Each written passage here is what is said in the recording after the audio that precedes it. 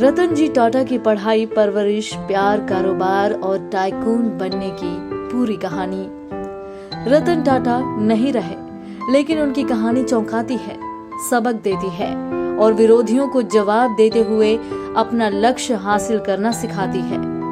तो आइए जानते हैं जीवन के हर मौकों पर उन्होंने कैसे खुद को साबित किया था और टाइकून बनकर देश दुनिया में छा गए। लोग आप पर जो पत्थर फेंकते हैं उन्हें उठाएं और उनसे स्मारक बनाएं। रतन टाटा ने ये बात कही भी और इसे जिया भी।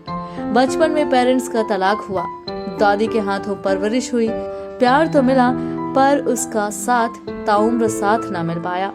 त्याग करते रहे और आगे बढ़ते रहे। फैसलों पर सवाल उठे, लेकिन जो कहा उसे करके दिखाया। विरोधियों को जवाब दिया और देश के दिग्गज कारोबारी बनकर इतिहास में अमर हो गए। रतन टाटा नहीं रहे, लेकिन उनकी कहानी सभी के जहन में हमेशा जिंदा रहेंगी। जी हाँ, 28 दिसंबर 1933 को बॉम्बे यानी मुंबई में नवल और सोनू टाटा के घर उनका जन्म हुआ। 10 साल की उम्र में पेरेंट्स अलग हो गए।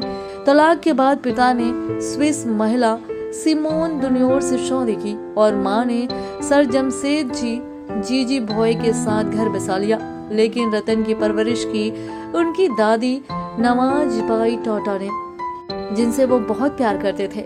शुरुआती पढ़ाई बॉम्बे के Cathedral and John Connon school और शिमला के बिशप कॉटन स्कूल पहुंचे।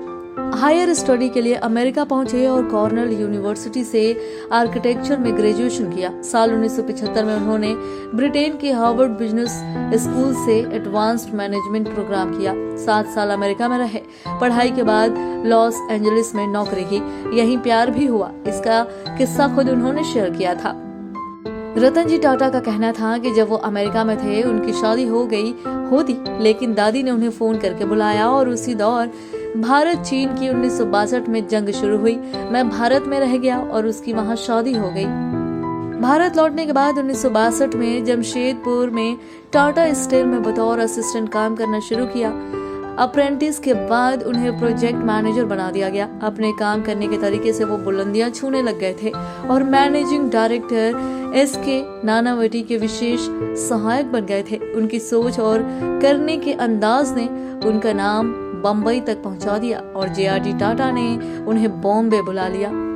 उनका कहना था, एक ही चीज दुनिया में इंसान को नाकाम बना सकती है, वो है जोखिम न उठाने की आदत।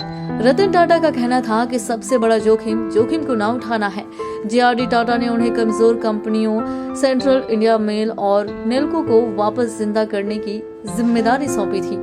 जैसे उम्मीद थी उन्होंने वो कर दिखाया। 3 साल के अंदर वो कंपनियां प्रॉफिट कमाने लग गईं। साल 1981 में रतन जी टाटा को टाटा इंडस्ट्री का प्रमुख बनाया गया। JRD जब 75 साल के हुए, चर्चा शुरू हुई कि उनका उत्तराधिकारी कौन होगा।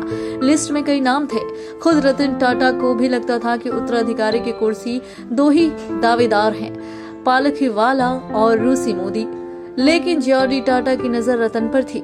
86 साल की उम्र में जब उन्होंने अध्यक्ष पद से इस्तीफा दिया तो 1991 में रतन को उत्तराधिकारी बनाया गया।